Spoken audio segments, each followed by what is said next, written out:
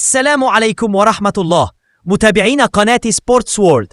جئنا لكم بفيديو جديد اليوم عن أقوى 10 صفقات اللاعبين تمت رسميا قبل افتتاح الميركاتو الصيف، ولكن قبل مواصلة الفيديو وعرض الصفقات لا تنسوا الإعجاب بالفيديو والاشتراك في القناة. توم بيشوف إلى بايرن مونيخ. بنهاية الموسم الحالي سيودع لاعب خط الوسط الألماني لاعب نادي هوفنهايم عقب نهاية عقده ليرتدي قميص البافاري، إذ نجح نادي بايرن مونيخ الحصول على خدمات صاحب 19 عاما في يناير الماضي في صفقة مجانية بداية من الموسم المقبل، وبذلك سيغادر توم بيشوف التي تقدر قيمته السوقية ب25 مليون يورو عن هوفنهايم.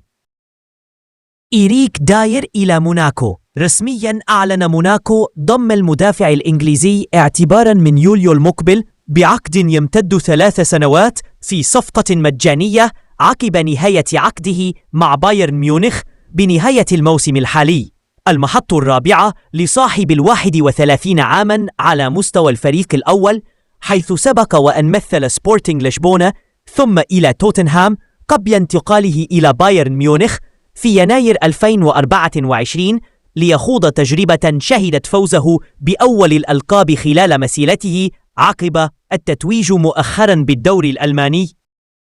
إبراهيم مازا إلى باير ليفركوزن مقابل 3000 يورو وبعقد يمتد حتى صيف 2030. ويعتبر مازا ابن 19 عاما أحد أبناء نادي العاصمة الألمانية قبل التدرج والوصول إلى الفريق الأول، ليخوض معه 50 مباراة حتى الآن، وسجل بها 9 أهداف وصنع 7 بينهم 7 أهداف و5 أسيست في 35 مباراة بالموسم الحالي. كما لعب مازا مباراتين مع منتخب الجزائر الأول وكلاهما كبديل في أكتوبر الماضي ثم مارس التالي، علما بأنه كان قد مثل بعض الفئات السنية لبلد مولده ألمانيا. جبريل كارفاليو إلى القادسية. موهبة برازيلية ستحط رحالها بدوري روشن في الموسم المقبل بالألوان القادسية، حيث أعلن النادي في يناير الماضي ضم صانع الألعاب والجناح صاحب 17 عاما قادما من انترناسيونال مقابل 15.5 مليون يورو، إضافة إلى 5.5 مليون يورو كإضافات على أن يواصل مع فريقه، ومن ثم ينضم إلى القادسية عندما يكمل عامه 18 في أغسطس المقبل، حيث كان اللاعب يحظى باهتمام من أرسنال، لكن القادسية حسم الأمور سريعا لصالحه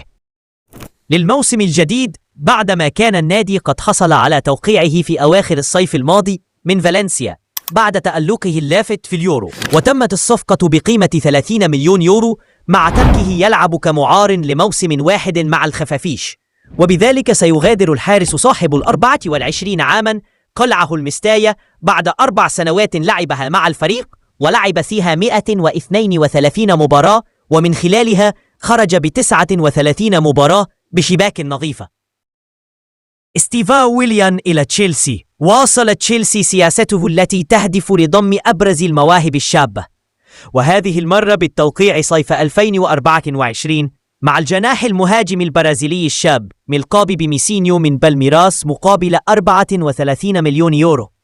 بالإضافة إلى 6 ملايين كمتغيرات بناء على المشاركات، وإضافات بقيمة 17 مليون يورو إذا ما تحول ستيفاو إلى لاعب أساسي لعدة مواسم مع متغيرات أخرى تقدر ب4 ملايين يورو. صعبة التحقق على أن ينضم اللاعب في صيف 2025 مع إكماله 18 بحسب الاتفاق حينها، وبعقد يمتد حتى صيف 2033، ويلقب ستيفاو بميسينيو نظرا لتشابه لعبه مع ميسي، وخاض 73 مباراة مع الفريق الأول لبالميراس سجل بها 23 هدفا، ومثل منتخب البرازيل الأول في 4 مباريات حتى الآن. داريو إيسوغو إلى تشيلسي. في مارس الماضي توصل تشيلسي إلى اتفاقية مع النادي البرتغالي سبورتينغ لشبونة للتوقيع مع لاعب الوسط المدافع مقابل 22 مليون يورو، مع العلم أنه يلعب حاليا كمعار من ناديه إلى لاس بالماس منذ الصيف الماضي. يكان صاحب 20 عام قد لعب مع لاس بالماس 27 مباراة هذا الموسم، ويستعد إيسوغو الذي قد مثل جميع الفئات السنية للبرتغال باستثناء المنتخب الأول كي يخوض مغامرة جديدة مع البلوز بالموسم المقبل. جيوفاني كويندا إلى تشيلسي في نفس توقيت التعاقد مع إيسوغو، وبصفقة موازية أعلن تشيلسي أيضا في مارس الماضي ضم الجناح البرتغالي قادما من سبورتنج لشبونة مقابل 52 مليون يورو، وانشاء ابن 18 عاما بأكاديمية الأخير بعد تجربة في أكاديمية بنفيكا، ثم تطور سريعا حتى تمكن من اقتحام الفريق الأول تحت قيادة مدرب اليونايتد الحالي روبن أموريم،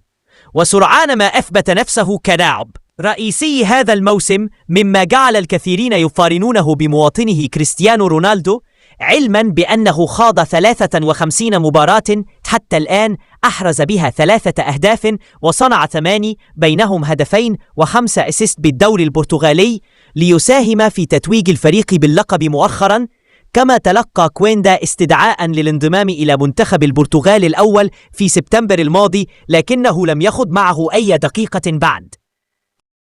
كيندري بايز إلى تشيلسي في صيف 2023 تعاقد تشيلسي مع صانع الألعاب الأكوادوري من نادي اندبندنت ديل فالي مقابل 20 مليون يورو، بإضافة المتغيرات على أن يبقى اللاعب البالغ 16 عاما حينها مع فريقه حتى يكمل السن القانوني 18 عاما، ومن ثم ينضم إلى تشيلسي في صيف 2025. دين هاوسن في أولى صفقاته الصيفية الرسمية استعدادا للموسم الجديد،